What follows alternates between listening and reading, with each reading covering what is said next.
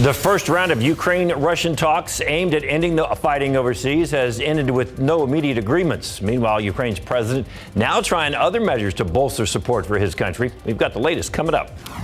An argument comes to a violent end on the northeast side. Details still ahead. Live from KSAT 12, the news at noon starts right now. The U.S. is temporarily shutting down its embassy in Belarus as Russian military assault on Ukraine expands. In Russia, non-emergency U.S. embassy staff and families of diplomats in Moscow are also being authorized to leave due to security and safety issues related to the Russian invasion. The United Nations says more than 100 people have died in that conflict and at least 300 are injured, including children. And the Ukrainian government's totals much higher. However, the country's officials say they are pushing for peace. ABC's Faith Abube has the details.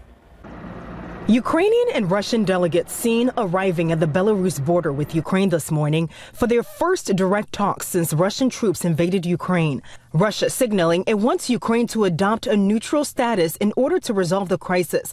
But Ukrainian President Zelensky doubtful of a diplomatic breakthrough in a video to his people telling the Russian soldiers to save their lives and go away. Overnight, more shelling in Ukraine, including the capital city of Kyiv. The Ukrainian army mounting a fierce defense against Russia's more advanced and larger military force. Even Ukrainian citizens taking up arms to defend their nation. It's patriotics. These people is patriotic. Russia's defense ministry admitting its forces have suffered losses. But I think what's most noticeable here is that the Russian military seems incompetent. It's shocking how bad they are. Fears the slowdown could lead Russian President Vladimir Putin to take more desperate measures. Over the weekend, the Russian leader putting his nuclear deterrent forces on high alert for the first time in nearly 50 years, claiming NATO countries were making aggressive statements against Russia. The U.S. leaving its nuclear alert level unchanged. This is really a pattern that we've seen from President Putin through the course of this conflict, which is manufacturing threats that don't exist in order to justify further aggression. Meanwhile, Russia and its people already feeling the economic pain of punishing international sanctions. Its currency, the ruble, tumbling against the U.S. dollar. The Russian stock market reportedly closed for the day. And amid the international backlash against Russia, the International Olympic Committee is now recommending that international sports federations and organizers not invite or allow Russian and Belarusian athletes to participate in competitions. In Washington, Faith Abube, ABC News. Meanwhile, Ukrainian President Volodymyr Zelensky with an urgent plea to the European Union. He's asking it to grant his country immediate membership. Zelensky signed the application today, and although it usually takes years for those to get approval, Ukraine doesn't meet the standards for achieving EU membership. Also, any addition to the EU must be approved unanimously, and some member states have complicated approval procedures. Taking a look outside, it was a cold start, but already in the 60s. Absolutely. It's going to be a beautiful week. A great week, Alicia, especially considering what we went through last week, several days of cloudiness. But hey, you mentioned that it was a cold morning, and in fact, it was a freezing morning out there. Take a look at the lows this morning around San Antonio metro area. We got down to 31 at the airport, 25 at Bernie Stage Airfield, 22 in Kerrville, and 25 in Hondo.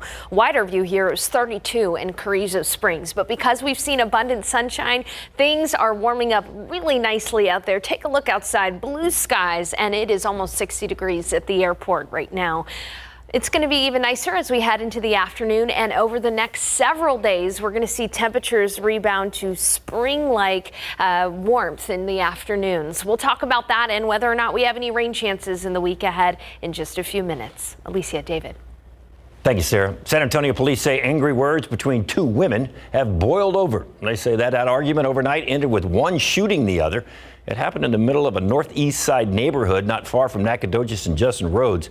Katrina Weber is at Public Safety Headquarters with the latest on the victim and the search for the shooter.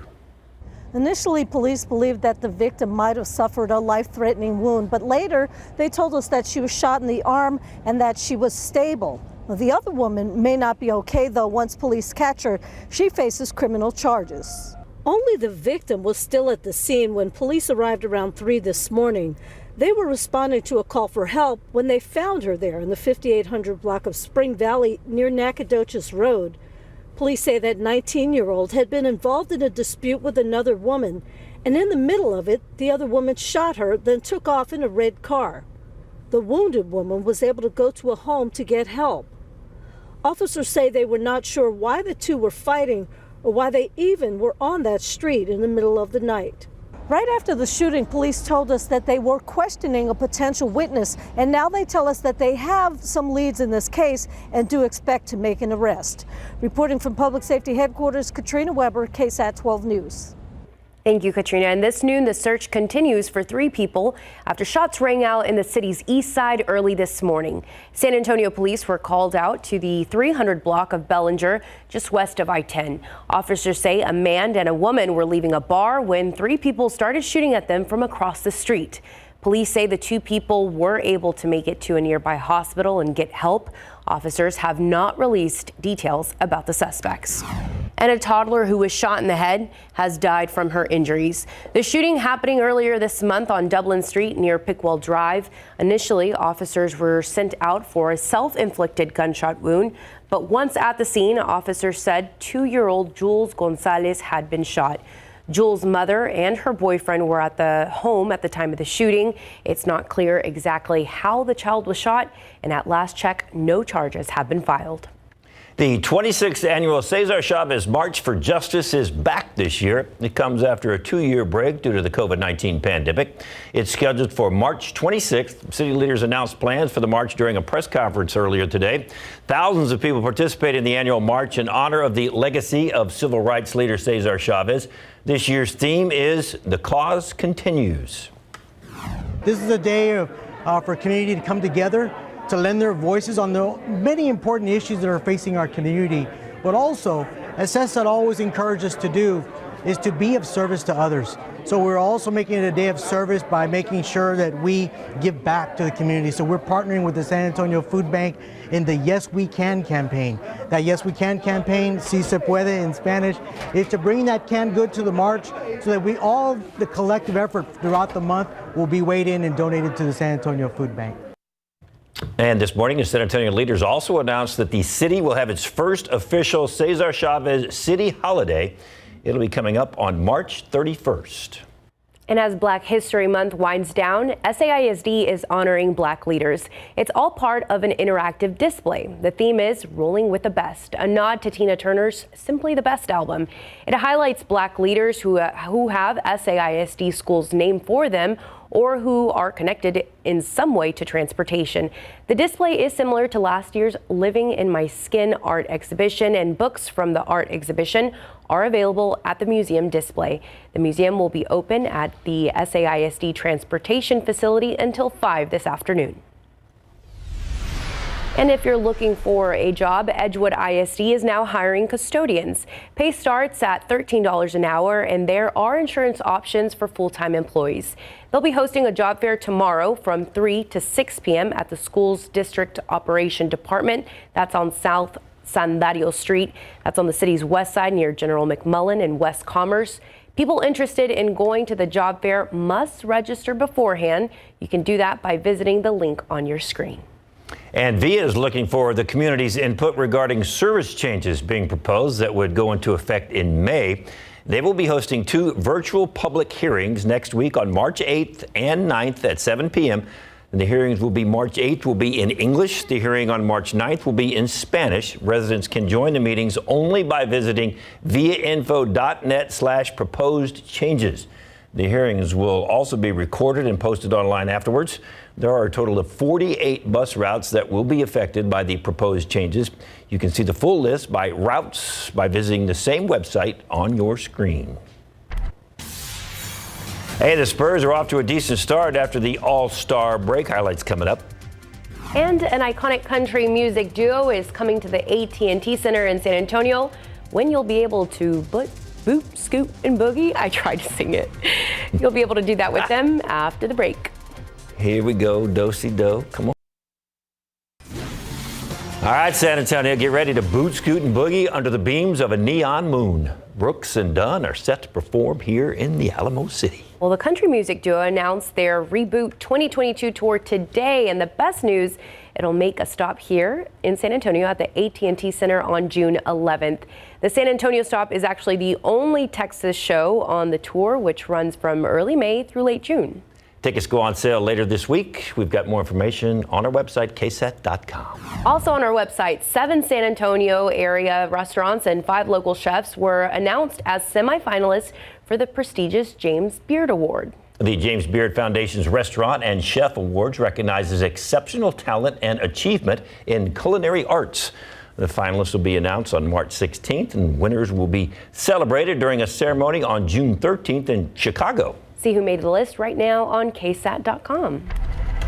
Outside with live cam, you know Boot Scootin' Boogie is one of the No, best. You said Neon Moon. Well, I said line dancing songs, and Neon Moon is probably the best ever two-step dancing song ever. You know, I'd agree with you, David. Yeah. See?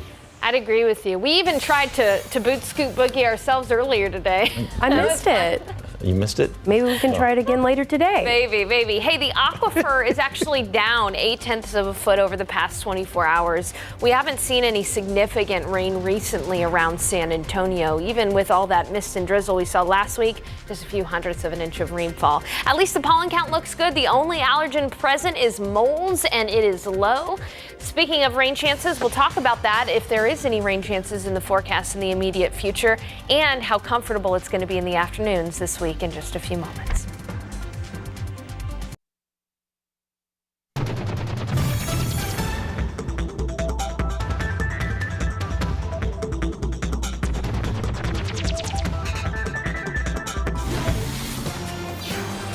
It was weird because Justin and Mark were talking this morning how they got sunburned yesterday. Oh, yeah. Because the sun is finally out. Yeah. Well, and you kind of forgot what that was like, because for several days there, from Wednesday to Saturday, we were locked into cloud cover and cold conditions. But hey, it's the 28th of February. It's the last day of the month. And I thought we'd talk about how we did rainfall-wise this month. So let's take a look. We saw just under 1.75 inches of rainfall, which is right on the money. That's about as much rain as we see on average every February. But the key is, when you look at how much rainfall we've seen since winter began, at least meteorological winter, December 1st, we've seen almost 3 inches of rain, which may seem like it's a lot, but it's really not. In fact, we're seeing a departure from average, or a rainfall deficit of almost 3 inches. So that's why we're starting to see drought creep on in from the west, because it really hasn't been a beneficial winter for us rainfall wise. And looking ahead, we really don't have a chance for good soaking rain over the next 7 days. Our best chance for rain is really going to come on Sunday of this upcoming weekend, but even then, only an isolated storm or two is possible at the moment. So it doesn't look good for rainfall, but at least the weather feels nice outside, which is something we can say, which we couldn't really say last week because of all the cold and gray conditions. It's almost 60 degrees already at the airport. After a very cold start, we were below freezing in San Antonio, but take a look at these temperatures locally. 59 at the airport, 62 in Pleasanton, 60 in Hondo, 61 in Uvalde, 64 in Cotulla, and 60 in Kerrville. You'll notice some cirrus clouds there streaming in from the west across West Texas, and we are going to see more cirrus clouds late tonight and into tomorrow's forecast as well. But for the rest of the day, just expect mostly sunny skies, comfortable conditions. We'll top off right near 68 degrees in San Antonio. Sun's going to set at 6:33, and it'll get chilly, just not as chilly as it was last night. We'll be in the upper 40s by 10 p.m. All right, early tomorrow morning, we're not anticipating a freeze like what we saw this morning. In fact, morning temperatures tomorrow should be in the mid to upper 30s, 36 in San Antonio, even close to freezing, but slightly above in the Hill Country, 33 in Kerrville, and it'll be 41 to start the day in Del Rio. But as I mentioned, those cirrus clouds will be around tomorrow. Still enough, though, sun to be able to warm us up pretty efficiently. Tomorrow in the afternoon, we should be in the low 70s, 71 for the high in San Antonio, mid 70s for Del Rio, Laredo, and right near 70 degrees across our coastal communities as well. It's fairly quiet across the United States with the exception of the Pacific Northwest. Here in Texas, we've got a surface high pressure system in place, and that's actually going to direct our weather over the next few days. It should be very nice because of that high. We'll be looking at highs climbing into the low 70s Wednesday, 73 degrees, mid 70s Thursday, 75. But with that high off to our east by Thursday, that's going to direct our winds from the southeast, and we're actually going to see Gulf moisture increase by Thursday, and especially by Friday and Saturday. You'll notice a little bit more mugginess out there. Looking at the 7-day forecast again, comfortable in the afternoons for us with plenty of sunshine after chilly mornings. There you go. On Friday, you'll notice the humidity in the form of some morning drizzle for us on Friday and on Saturday. Highs will rebound into the low 80s, and by Sunday, we'll be watching out for a storm or two. But again, that's our only chance for rainfall in the next 7 days, and we'll be able to refine that forecast for you. But at least no freeze tomorrow morning. It's great weather, isn't it? Beautiful. Finally, the sun. Warm sun. Hey, Spurs take out the best in the East and come close to pulling off a win without 3 starters. And it is just about time for soccer season and a new look for San Antonio FC. Spurs back at it after the All-Star break. Friday, a win in Washington. Saturday, an impressive effort, but a slim defeat in Miami, the best in the East.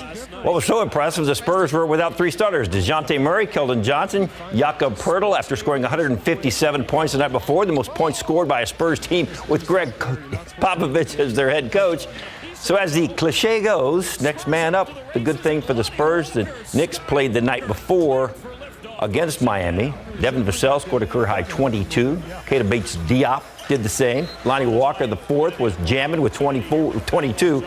He did have some impressive throwdowns as well. The Spurs jumped out to a 40-28 lead after 1 quarter, but that's when Miami started to heat up, led by Bam Adebayo, who scored a season-high 36. They outscored the Spurs 33-18 in the second quarter. Jimmy Butler scored 27 in 30 minutes, and Adebayo had a fantastic fourth quarter, but Miami had 99-97 as part of his 15 points in just over 4 minutes to lead the Heat to a 133-129 win and hold Pop 2 wins shy of becoming the all-time winningest coach in NBA history. I'm just happy that our team fought back, especially after coming from a back-to-back and a double overtime. We didn't make no excuses, especially playing the number 1 team in the Eastern Conference. So we did what we can. Had a lot of turnovers into the second quarter that kind of hurt us a little bit, but we fought. I couldn't have been more proud of them. They were spectacular.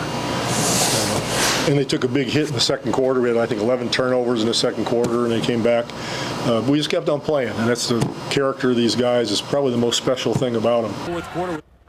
Pop can tie his former boss Don Nelson with a win tonight in Memphis that would put him at 1,335 victories. And then he could have the first opportunity to break it when the Spurs host the Sacramento Kings on Thursday.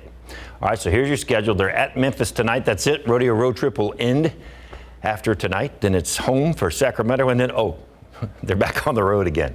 Little quick trip home and then back to Charlotte to take on the Hornets on Saturday. The 2022 United Soccer League regular season almost here, and SAFC is looking to make another deep playoff run. But every season has its differences, and these are some of them this year. The new jerseys for the new season. How about the blackout primary jersey? This will be the home primary jersey for the season, but that's not all. The team will have new alternate jerseys, which will be used for road games and select home games at Toyota Field called Viva Nights. You can buy the new kits from the SAFC store online or the Soccer Factory. Here's a look at the home opener, which will have fireworks after the game. They're all excited about it getting going. Detroit FC, that's Saturday, March 12th, 7:30 at Toyota Field. So fun on the field for soccer. Those jerseys are nice, those blackout ones. Pretty sweet look, huh? And the Viva, which is Fiesta, right? So get out there and enjoy some soccer this year. And Spurs game, which I told you I want to get to. You got a little time. Eventually. All right, well, coming up, it's supposed to protect your home, but your home security system might not be all that secure. Coming up today at 5:12 on your sides, Marilyn Moritz explains how hackers could target your home security and what you can do better to protect your family.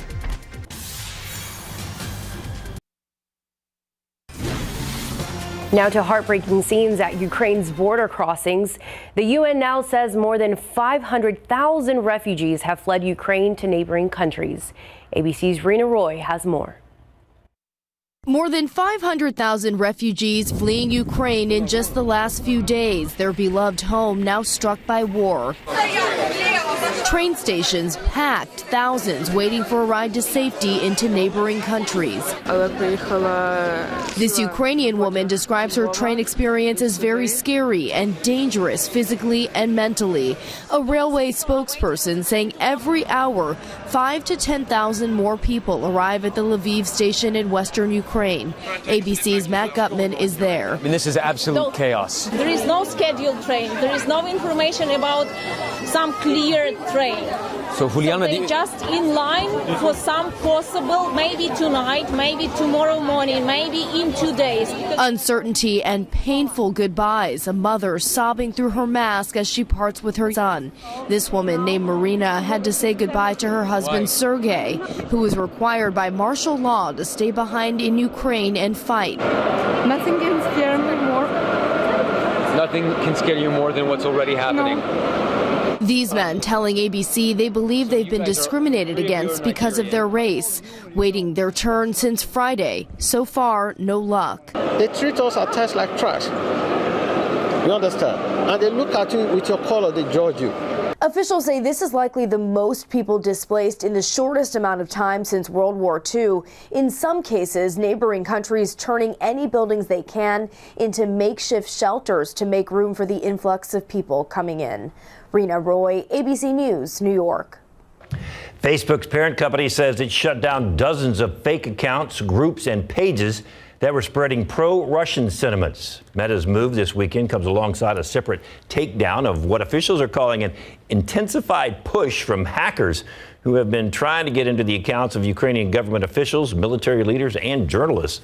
This campaign is dubbed Ghostwriter and apparently succeeded in penetrating some Facebook accounts. Meta says this false campaign effort was small, relatively speaking, and that it was disrupted before it had a chance to gain significant momentum. And Toyota says it's suspending production at all 28 lines of its 14 plants in Japan, and it could be because of a suspected cyber attack. The company is officially saying the shutdown is due to a, quote, system malfunction.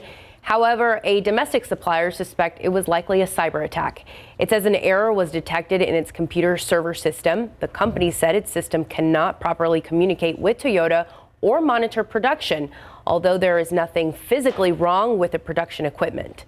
Toyota apologized for any inconvenience caused to customers and says it's working to fix the issue. And the United Nations has released a new report on how climate change harms people and the environment. It details how climate change is already deadly with extreme weather such as floods, storms, droughts, and heat waves. And the report says the world is going to get sicker, hungrier, and poorer in the next 18 years. Scientists say there's still hope that some of the worst can be prevented or we can adapt to it, but they say the world needs to act fast.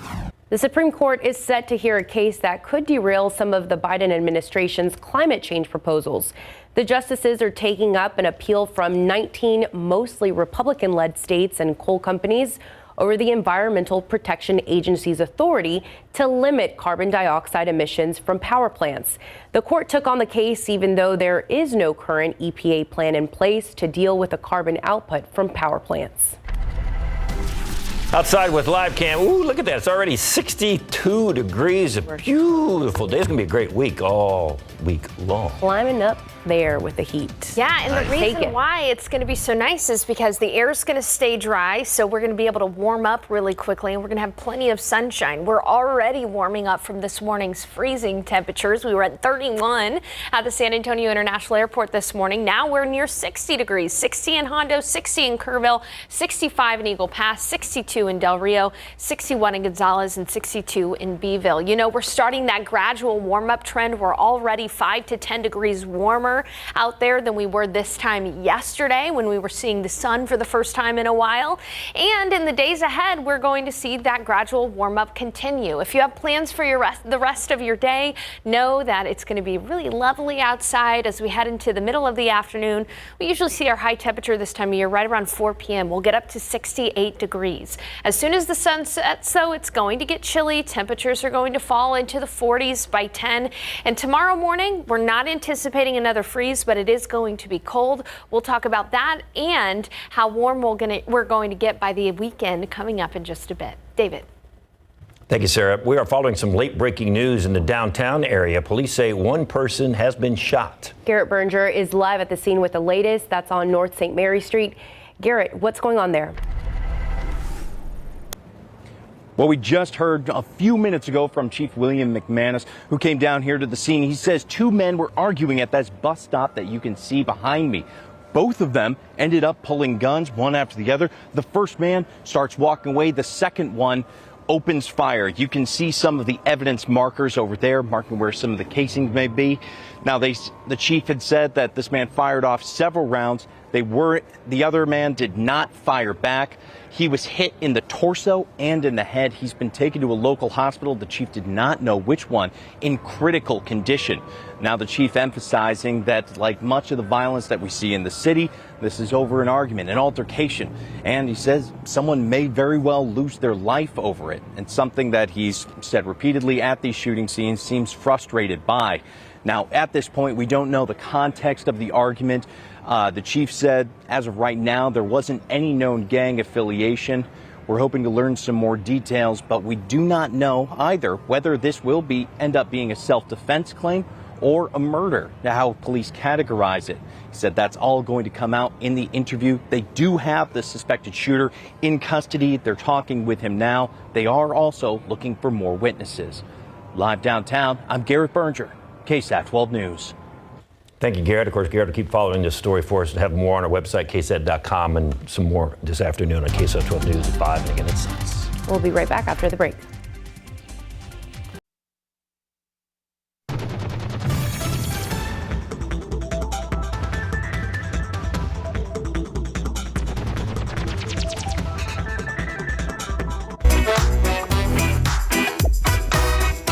Hello, everyone. This is your daily tech and business briefing from Cheddar News. BP is selling their 19.7% stake in Russia-controlled oil company Rosneft. BP was feeling significant pressure from the British government to cut ties with Rosneft, that as officials feared it was fueling Russia's advances into Ukraine. And the divesting of BP's stake will result in charges of $25 billion.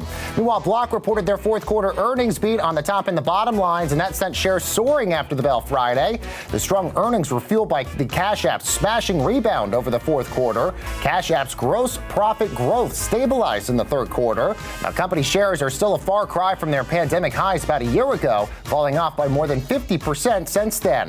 And 82% of new car buyers have paid more than the sticker price in the month of January. That, according to Edmunds.com. Car dealerships have been raising new car prices as the industry continues to endure significant vehicle shortages, and that's thanks to pandemic-related supply chain issues. Used car prices have also undergone a price spike, almost equaling the average price of used cars at dealerships. And that's your Cheddar News Business and Tech Update. I'm Baker Machado coming to you from Cheddar Studios in Lower Manhattan. All right, stay with us on this one. It is the Empire State Building's world, and we're just all living in it. As CNN's Jeannie Moose reports, the chatty skyscraper is getting buzz on TikTok for bashing other buildings. It's the skyscraper smackdown in this corner, literally the corner of 34th and 5th. The Empire State Building, the iconic landmark, is taking shots at some of its fellow skyscrapers via TikTok. It is so bad, I want to give you a 0, but that's not possible. So I give you a 1. Oh, I love building on building slander, posted one fan. The Empire State is giving lip to shiny new stars like The Edge, mocking its glass floor. Big whoop. The Empire State even bashed Times Square. It's hell in there. It's horror. But the building that has the Empire State really seeing red is a skinny luxury condo tower. Ladies and gentlemen, the very sexy garbage. The audio tends to be taken from pop culture moments. Ladies and gentlemen, the very sexy garbage. The condo tower at 432 Park that's being picked on actually has an amazing view of its tormentor. Hate. Double hate. Even the World Trade Center jumped in, ganging up on 432 Park. I have class and you don't. The Empire State doesn't diss everyone. It calls the Chrysler Building its bestie. The Empire's VP of Marketing says, we wanted to humanize the building. They hired new creatives to beef up their TikTok and continue the beef with other skyscrapers. We got no comment from 432 Park. Maybe people who live in glass houses with this kind of view don't get too ticked off when TikTok throws stones. Very sexy garbage. Jeannie Mose, CNN, New York. Big whoop. People are getting so creative with these dubbed videos. Do you have to really be on TikTok to understand that? Because that went like whew, right over my head. I think it helps, David. I didn't think quite it helps. hit any of that. David needs help with Instagram too. We'll help you. Okay. Thank y'all. Hey guys, if you're heading out today, maybe you're going to pick up the kids from school. It's going to look nice out there. 68 degrees for the high temperature. Very comfortable after this cold start this morning.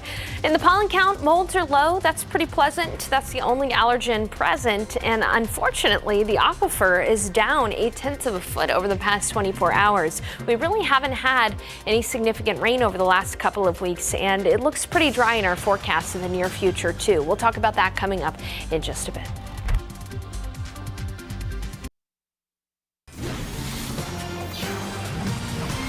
Well, it is February 28th, and this is not a leap year, so March starts tomorrow, right? Yeah, we're done after today with February. So maybe it should start turning, that we, feel like spring is Yeah, I mean, today's a good sign of that. Do you guys enjoy the cooler weather or the warmer weather, honestly? Ah, man, cooler. In August, I want cooler, and in February, I want warmer. What we can have. We're never content, are we? Well, I do have some good news if you are somebody who likes the warmer weather. Now, it does look like we're in for a stretch of warmer than average weather around San Antonio, potentially up until March 10th. So take a look at the Climate Prediction Center's 6 to 10 day outlook here. They've got us in good chances to be warmer than average, which means temperatures should be above 70 degrees in the afternoons for next several days, and that's exactly what we see here in the forecast. We're going to be seeing that high temperature come up above the average, which is 71 by the weekend. In fact, by the weekend, we'll be looking at highs likely in the low 80s for us. So a really spring-like weather pattern ahead for us over the next few days. The one thing that's missing from the spring-like pattern, rainfall. We really don't have a good chance for rain over the next 7 days here in San Antonio. Take a look at temperatures, though, out there warming up nicely. It's at 59 at Birdie Stage Airfield, 63 in Castroville, 59 in New Braunfels, and 64 in Pleasanton. The satellite image is here, too, and you can't really see too much, but there are some cirrus clouds there streaming ahead in areas, especially up to the north and to the west. It's 62 in Del Rio, 63 in Gonzales, 64 in Cotulla, and Austin was at 21 degrees this morning. They're already at 57. So quick warm up, and there's those cirrus clouds. You can see them a little bit better there. We're going to see cirrus clouds streaming in from the west tonight, and into tomorrow you'll notice a bit more of a milky hue to the sky from those high thin cirrus clouds. 65 at 2, low humidity all day long, 68 for the high temperature. Sun's going to set at 6:33. Bring the jacket with you if you have late plans tonight, because you're going to need it. We'll be looking at the 40s by 10 p.m. So it's going to get chilly fairly quickly, just not as chilly as last night. Some cirrus clouds streaming in there late tonight. Now, early tomorrow morning, we're not anticipating a freeze. In fact, it should be above freezing in San Antonio, 36 for the morning low tomorrow. Even in the hill country, close to freezing, about 33 in Kerrville, 34 in Hondo, 35 in Uvalde, and 35 to start the day in New Braunfels. If you've been wondering, was this morning our last freeze? Well, We have seen freezes all the way out to April 3rd. That's been our latest freeze. But on average, our last freeze in San Antonio is February 24th. And up in the hill country, you know, the average last freeze is actually late March. So we'll keep you updated. But it's entirely possible that we could see morning freezes well into March, especially up in the hill country. We'll keep you updated on that. Tomorrow, cirrus clouds are going to be around, but that's about the only thing you'll see in the sky from time to time. And so after that cold but above freezing start, we'll have a comfortable afternoon. High temperature right near 70 degrees around San Antonio, and in the mid 70s out further west toward Del Rio, even out to the east, a fairly uniform high temperature of about 70 degrees. Now, over the next couple of days, we're slowly going to see the dew points or the humidity rise. We'll still be pleasant and see low humidity through about Wednesday, but by Thursday and especially by Friday and Saturday, those dew points will start to get up to near 60 degrees. You may not feel the humidity outside by Thursday morning, but you might see it in the form of some fog. That's what we're forecasting for Thursday morning. But notice that our morning lows start to go up and our afternoon highs start to go up as well. By Friday, we'll likely see some drizzle in the early morning hours, but again, drizzle is not enough to really bring us any kind of measurable rainfall. That would help out with the drought. And the only chance for rain over the next 7 days is Sunday, when we have a 20% chance for an isolated storm. That's still just outside of our 20/20 vision as far as rain chances go. So we'll continue to keep you updated. We may be able to bump that up if the atmosphere gives us the right ingredients. But for now, looks like an isolated shower storm is possible. That's about it. I'm looking forward to the cirrus cloud milky hue. You liked my prose there, David? I like that. All right, when we come back, Jean-Luc Picard faces off with an old foe in season 2 of Picard. A preview still ahead. And it was a fairly quiet weekend at the movie theaters as audiences wait for The Batman to debut next weekend. We've got early estimates for this weekend's top films coming up after the break. Taking a look at the weekend box office, a video game adaptation came in first place. Uncharted staying strong and kept the top spot, $23 million. Gave the video game adaptation a 10-day domestic total of $83 million. Dog took second for the second straight weekend, earning $10.1 million. And Spider-Man No Way Home raised its domestic total to $780 million, with a third place weekend worth $5.8 million. Woo. $4.5 million put Death on the Nile in fourth place. Patrick Stewart and his new crew go up against an old nemesis in the second season of Picard. CNN's Rick Damigella gives us a look ahead of its Thursday premiere. Do you recall what I said, Jean-Luc, when last we parted ways? The trial never ends. Jean-Luc Picard faces off with Q in the new season of Picard. Q went back in time and turned our world into a totalitarian nightmare. Do you understand what this means? Time has been broken. This marks the first time Patrick Stewart and John Delancey's characters have met since the finale of Star Trek The Next Generation in May of 1994. I have been a fan and a friend of John Delancey from the very first moment that we met in Encounter at Farpoint, the pilot episode of Next Generation, when it all began. His threading himself into the 7 seasons as we went along was always delightful, not just for me, but for the whole ensemble of Star Trek people. There's sort of a deliciousness to I don't want to say chew up the scenery, but a little bit along those lines, so we're just really in each other's faces, it's just fun. It's just fun. Let's try this another way. The medical supplies you are attempting to steal are the property of the Fenris Rangers. The crew Picard assembled in the first season is back in season 2. This is such a rare gift to be able to carry a character for this much of her life. I mean, she didn't even start out human on Voyager. So literally everything, every aspect of humanity and emotion and everything is new to her on this journey. Just when he thought he was out, they pulled him back in. So yes, back at Starfleet, sort of, not necessarily have found his place, but it's a big responsibility. So he's back in familiar territory. The only way to heal our future is to go back and repair the past. Beaming up in Hollywood, I'm Rick Damigella. Oh, it's time for some fun. It's the day before Mardi Gras, and SA Live is letting the good times roll. Yep. Happy Mardi Gras, Mike and Fiona.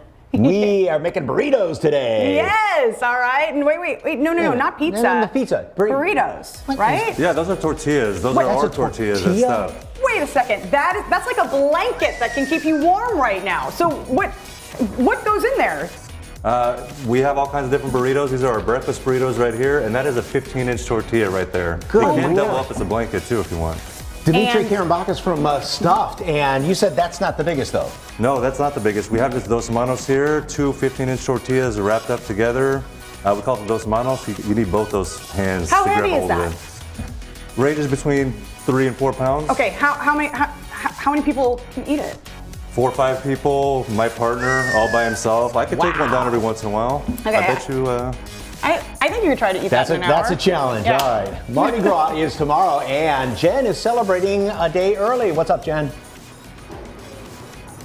That's right. We are all things Mardi Gras here where I'm at. I'm not going to tell you exactly where, but if you know, you know. Chef John Russ joins me now, and you're getting ready for this Mardi Gras menu, right? Absolutely. It's like Mardi Gras is prepping for Mardi Gras. So you have all these spices here, and what is this for? So we're making the spice grind for our turtle stew that we're making for tomorrow. So a little bit of allspice and black pepper and bay leaf, and then my favorite little ingredient that goes in is a little bit of Sichuan peppercorn.